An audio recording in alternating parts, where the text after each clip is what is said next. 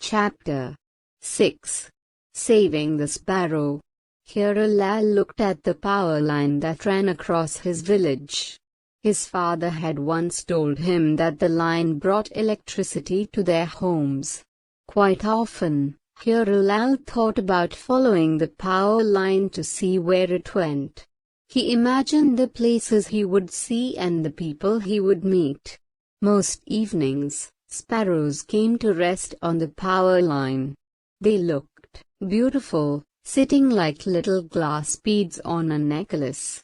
Seeing the birds, he wished he were one of them, so he could fly to strange lands. One morning as Hiral was cycling to school, he heard the loud twittering of the sparrows. Something was not right. He looked up to see that one of the sparrows was caught in the power line. It was hanging there, head down, desperately flapping its wings, but he did not know how he could help. So Hiralal rode off to school. He hoped someone would save the sparrow. When he came back from school, he saw that the sparrow was still trapped. Its wings were spread, but they were not moving. Hiralal began to worry. What if it died? Hiralal noticed that other sparrows were flying around the trapped bird. They were trying to help it. Hiralal ran into the house. Ma, help me. Pa, quick, come quickly. His parents rushed to his side. What happened? Tell us, they said. He told them about the sparrow. He pleaded with them to find a way to save it, but his father said, "The power line is very high. How are we going to reach it?" His mother screamed, "It is too dangerous and I will not allow either of you to go near the wire." Hiralal was sobbing. His parents tried to comfort him. "Nature has a way of protecting its own," said his father. There seemed to be little they could do. Hiralal knew the bird would not live much longer. The thought did not allow him to rest. But slowly, he thought of a plan. If only the power could be turned off, just for a minute. Soon after, Hiralal cycled quickly to the power station near his village. When Rambarose, the maintenance man, saw this 11-year-old boy waving to him, he unlocked the gate and let him in. Hiralal told him about the sparrow. Would Rambarose switch off the power for a little while? Rambarose scratched his head. Then he said, "Let's see. Maybe the supervisor can help." He took Hiralal to a kind old man who was sitting at a desk. Hiralal was tired and frightened. With tears in his eyes he said, "A sparrow is going to die because nobody will save it. Its foot is caught in the power line.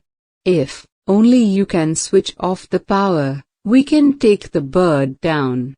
Please, you must listen to me." The kind old man patiently listened to Hiralal. "Son, switching off the power is not going to be easy. When the power goes off, all the machines in the factories stop working. Think of the hospitals. What will happen to a patient who is in the middle of an operation?" He stopped and looked into the sad eyes of Hiral. Then he said, "Son, tell me your name. Also tell me where you live." He touched the boy's shoulder. "I am so proud to have met a young boy with such a large heart. Now go back home. It's turning dark." Hiralal returned home. He felt sad and helpless. Sometime in the middle of the night Hiral woke up to loud noises. "Oh Hiralal! Is this where you live?" Hiralal shot out of the house. His heart was racing. He saw 3 men. One of them was Rambarose. There was a power shutdown at the station. Sparrow and the two other men had come to rescue the Sparrow. Oh Lal, hurry and jump into the truck. Show us where the Sparrow is. Lal got into the truck and searched for the bird. Suddenly, he yelled, "A little more to the right. A little more." They were now directly under the power line where the Sparrow was trapped. The driver got the truck in position and got the extension ladder ready. The other man switched on his torch and held it up as Sparrow swung up the ladder. The light from the torch picked out the Sparrow hanging on the wire.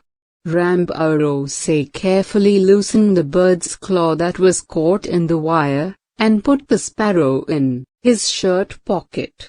The rescue had taken only a few minutes.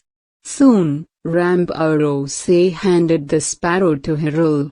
The bird lay quietly in his cupped hands. Suddenly, it jumped out of his hands. It spread its wings and began to fly.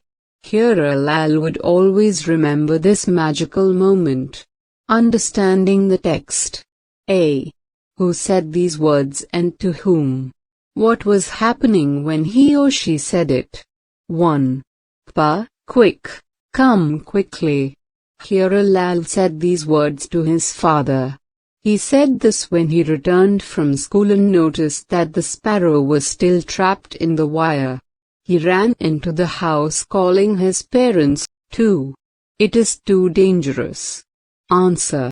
Lal's mother said this to him and his father when they talked about rescuing the Sparrow from the power line. 3. Maybe the supervisor can help. Answer. Sparrow said this to Lal when he asked him if he could do anything to rescue the Sparrow. 4. A sparrow is going to die because nobody will save it. Answer. Lal said this to the supervisor when trying to ask him for permission to shut off the power to rescue the Sparrow. 5. A little more to the right. Answer. Lal said this to the people who came to rescue the Sparrow at night. B. Answer these questions. 1. In what ways was the power line useful? Think of 2 reasons. Answer. It supplied power to homes. In the evening, the power line was where sparrows came to rest. 2. What did Lal see as he was cycling to school one morning? Answer. Lal saw a sparrow trapped in the power line. 3. Why did Lal's mother and father not help the Sparrow? Answer. It was too dangerous and the line was too high. 4. What did Lal ask the supervisor to do? Did the supervisor agree to do that? Give a reason. Answer. Lal asked the supervisor to shut off the power to rescue the Sparrow.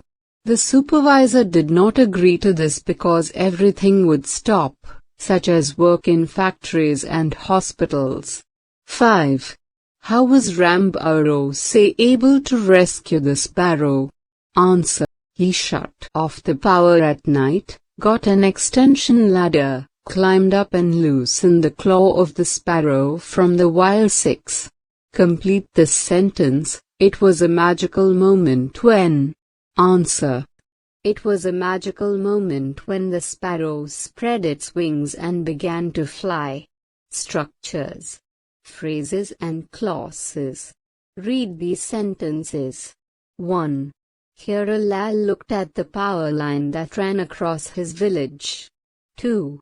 His father had once told him that the line brought electricity to their homes. In sentence 1, the highlighted text is a phrase. We have learned that a phrase is a group of words that convey an idea, but does not give complete information. It does not have a subject or a predicate. It helps us add more meaning to what we say. In sentence 2, the highlighted text is a clause. A clause also helps us add more meaning to what we say. The difference is that a clause has a subject and a verb while a phrase does not. Now read these sentences. 3. Most evenings, sparrows came to rest on the power line. 4. If only the power could be turned off, just for a minute. 5. When he came back from school he saw that the sparrow was still trapped. 6. If only you can switch off the power, we can take the bird down.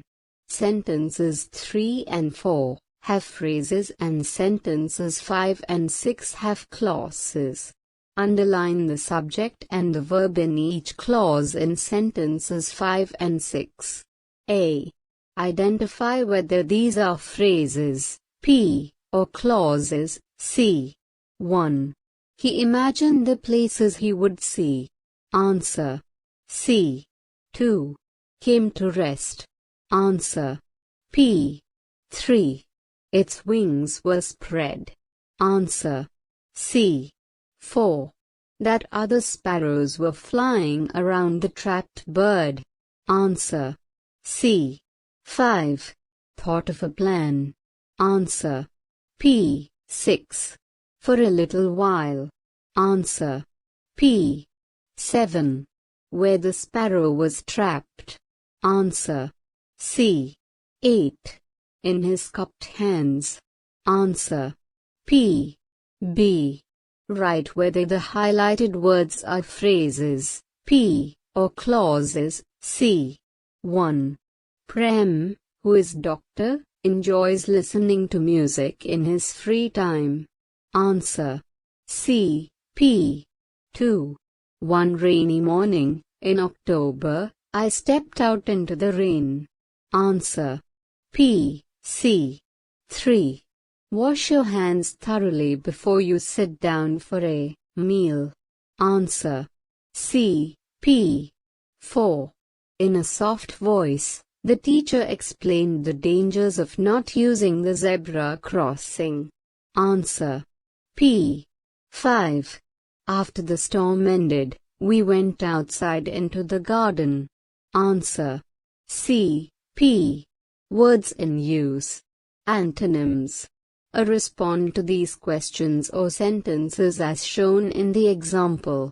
Choose words from the box which are the opposite of the highlighted words. Helpless. Patient. Pleaded. Quietly. Dangerous. 1. I thought they played very noisily, didn't you? No, I thought they played quietly. Answer. Quietly. 2. He looked so able and confident. No, he actually looked quite. Answer. Helpless. 3. We need to stand on a high chair to reach the shelf. That is quite safe, isn't it? No, it is actually. Answer. Dangerous. 4. Did you not think she was impatient when we asked her questions? No, thought she was quite. Answer. Patient. 5. He ordered us to help him. I did not like that. No, you are wrong, he with us to help him as much as we could. Answer. Pleaded. Synonyms. B. The words you need to use in these sentences are all from the text. Use the hints and try to complete the words without looking at the text. Each blank stands for a missing letter. 1. One day, Hiralal noticed that a sparrow was caught on the power line. Answer. Trapped. 2. The sparrow was anxiously flapping its wings. Answer. Desperately. 3. Hiralal begged with his parents to help save the sparrow. Answer. Pleaded. 4. But his mother said that it was too risky. Answer. Dangerous. 5. Hiralal was crying and his parents tried to comfort him. Answer. Sobbing. 6. In the middle of the night, some men came to save the sparrow. Answer. Rescue. 7. Sparrow say, freed the bird's claw that was caught in the wire. Answer. Loosened. 8. Soon, Sparrow say, gave the sparrow to Hyrule. Answer. Handed. Listening.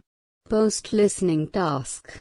Listen to a text and then mark the sentences as true, T, or not true, NT. Correct the sentences that are not true. 1.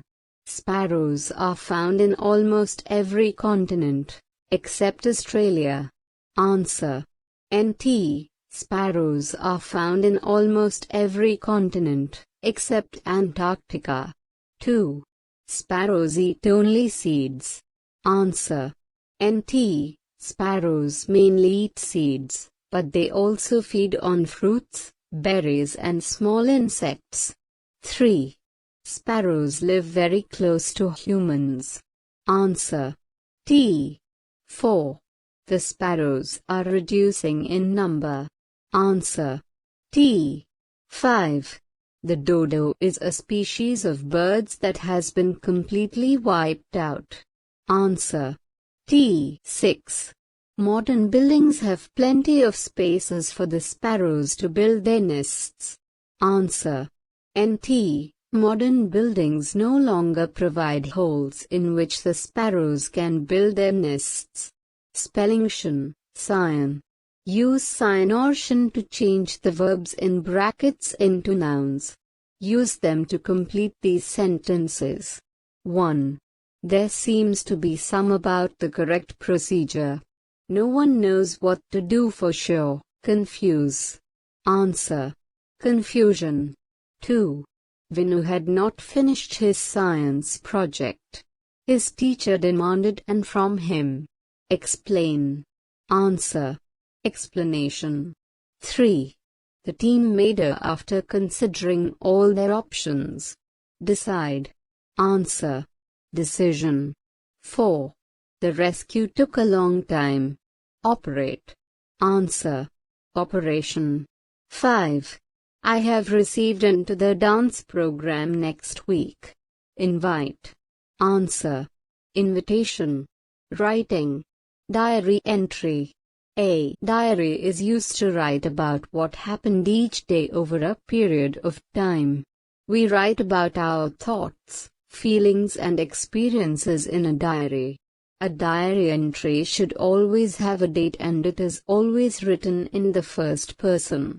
Imagine you are Hyrule and that you keep a diary. Write an entry in your diary using these hints. On my way to school, Sparrow caught on power line still there in evening, asked parents to help too dangerous.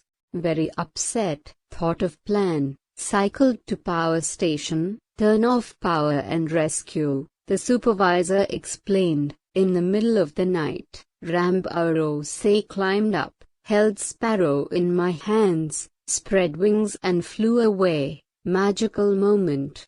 This morning on my way to school I saw a sparrow caught on the power line. I rode on to school thinking that someone would rescue it.